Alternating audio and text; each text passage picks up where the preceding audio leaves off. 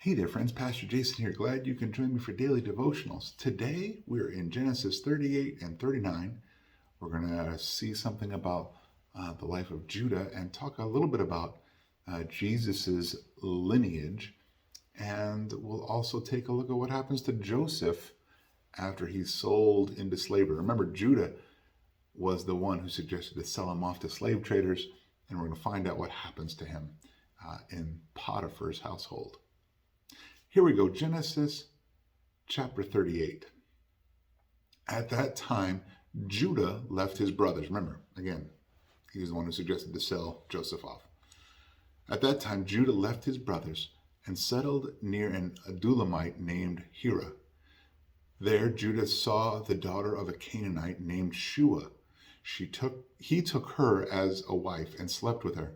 She conceived and gave birth to a son and named him She conceived again and gave birth to a son and named him Onan. She gave birth to another son and named him Shelah. It was at Chezib that she gave birth to him. Judah got a wife for his firstborn, and her name was Tamar. Now Judah's firstborn, was evil in the Lord's sight, and the Lord put him to death. Then Judah said to Onan, "Sleep with your brother's wife. Perform your duty as her brother-in-law and produce offspring for your brother." Now remember, different culture, different time. This is how they kept the family lineage alive back then. But Onan knew that the offspring would not be his. So whenever he slept with his brother's wife, he released his semen on the ground so that it would not produce offspring for his brother. What he did was evil in the Lord's sight, so he put him to death also. Then Judah said to his daughter-in-law Tamar, "Remain a widow in your father's house until my son Shelah grows up." For he thought he might die too, like his brothers. So Tamar went to live in her father's house. Verse 12. After a long time, Judah's wife, the daughter of Shua, died. When Judah had finished mourning, he and his friend Hira the Adullamite went up to Timnah to the sheep shearers. Tamar was told, "Your father-in-law is going up to Timnah to shear his sheep." So she took off her widow's clothes, veiled her face, covered herself, and sat at the entrance to Enaim, which is on the way to Timnah. For she saw that though Shelah had grown up, she had not been given to him as a wife. When Judah saw her, he thought she was a prostitute, for she had covered her face. He went over to her and said, "Come, let me sleep with you," for he did not know that she was his daughter-in-law. She said, "What will you give me for sleeping with me?" "I will send you a young goat from my flock," he replied. But she said, "Only if you leave something with me until you send it." "What should I give you?" he asked. She answered, "Your signet ring, your cord, and the staff in your hand." So he gave them to her and slept with her, and she got pregnant by him. She got up and left, then removed her veil and put her widow's clothes back on. When Judah sent the young goat by his friend the Adullamite in order to get back the items he had left with the woman, he could not find her. He asked the men of the place, "Where's the cult prostitute who was beside the road at Enaim?" "There has been no cult prostitute here," they answered. So the Adullamite returned to Judah, saying, "I couldn't find her, and furthermore, the men of the place said there has been no cult prostitute here." Judah replied, "Let her keep the items for herself, otherwise we will become a laughingstock. After all, I did send this young goat, but you couldn't find her." About 3 months later, Judah was told, "Your daughter-in-law Tamar has been acting like a prostitute, and now she is pregnant." "Bring her out," Judah said. "Let her be burned to death." As she was being brought out, she sent her father-in-law this message, "I am pregnant by the man to whom these items belong." And she added, "Examine them. Whose signet ring, cord, and staff are these?" Judah recognized them and said, She is more in the right than I, since I did not give her to my son Shelah." And he did not know her intimately again. When the time came for her to give birth, there were twins in her womb. As she was giving birth, one of them put out his hand, and the midwife took it and tied a scarlet thread around it, announcing, "This one came out first." But then he pulled his hand back, and his brother came out. Then she said, "You have broken out first." So he was named Perez. Then his brother, who had the scarlet thread tied to his hand, came out, and he was named Zerah. Chapter 39. Now Joseph had been taken to Egypt. An Egyptian named Potiphar, an officer of Pharaoh and the captain of the guard, bought him from the Ishmaelites who had brought him there. The Lord was with Joseph, and he became a successful man, serving in the household of his Egyptian master. When his master saw that the Lord was with him, and that the Lord made everything he did successful, Joseph found favor in his master's sight and became his personal attendant. Potiphar also put him in charge of his household and placed all that he owned under his authority. From the time that he put him in charge of his household and of all he owned, the Lord blessed the Egyptian's house because of Joseph. The Lord's blessing was on all that he owned in his house and in his fields. He left all that he owned under Joseph's authority. He did not concern himself with anything except the food he ate.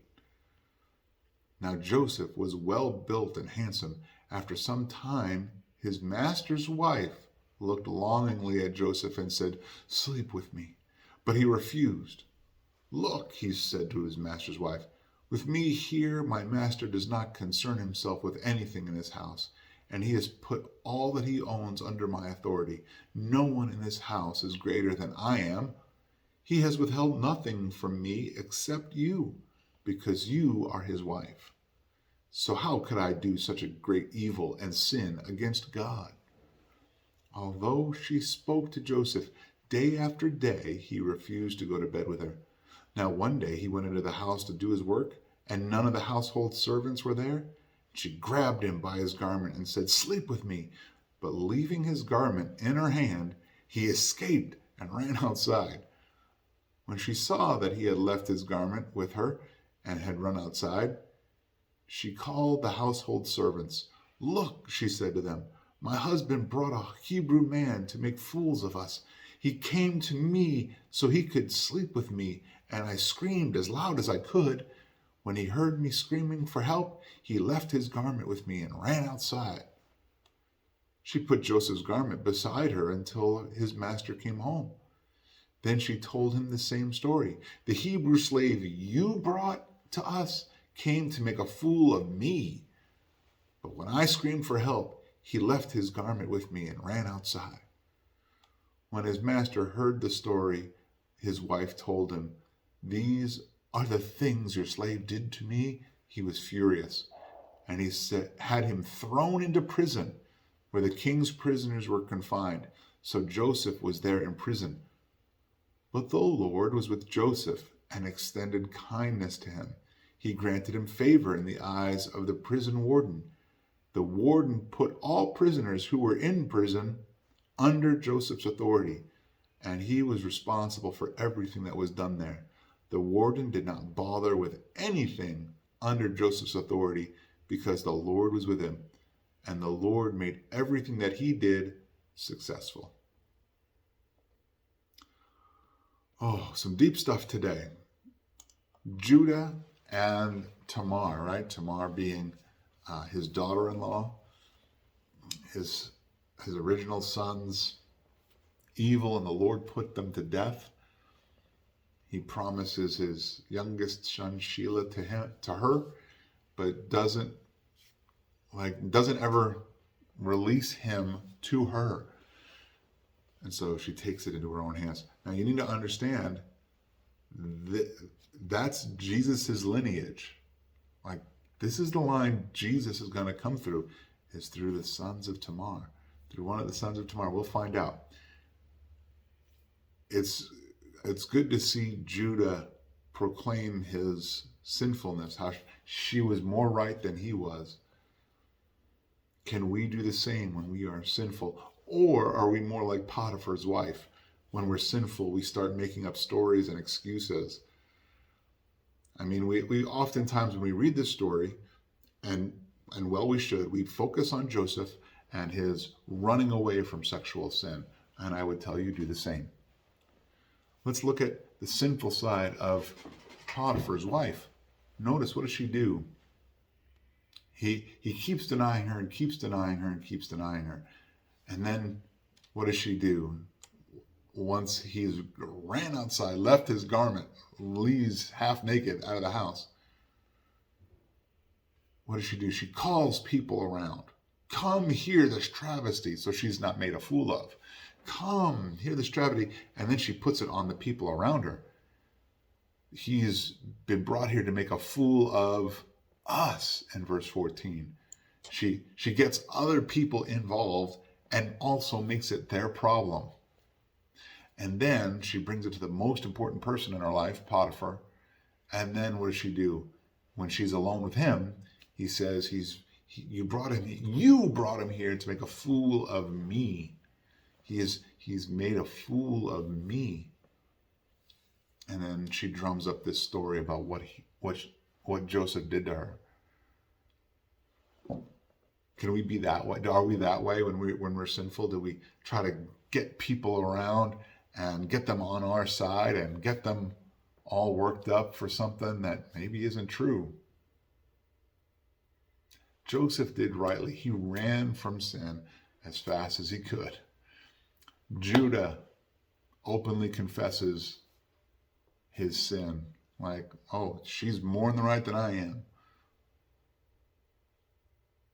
What do we do when we find sin in our own lives or sin attacking us, coming towards us? We need to flee the other direction, even if it means trouble for us. Joseph gets thrown in prison over a lie. Does he make a case and plead to Potiphar? We are not told. My guess is he probably tried to tell him, but at the end of the day, he's a slave. And so he's sent to prison. And the Lord is still with him. Yet the Lord is still with him, still blessing him to be successful in all that he does. Sold into slavery, thrown into prison, all the while, the Lord's still blessing all he does. Because my guess is that Joseph is being obedient to what the Lord has for him to do. May we be found obedient. May we be found faithful and fruitful. Hey, I hope these 2 chapters, as difficult as they might have been to hear, I hope they were a blessing to you. I want you to go out and be a blessing to those around you. I'll see you tomorrow as we continue in Genesis.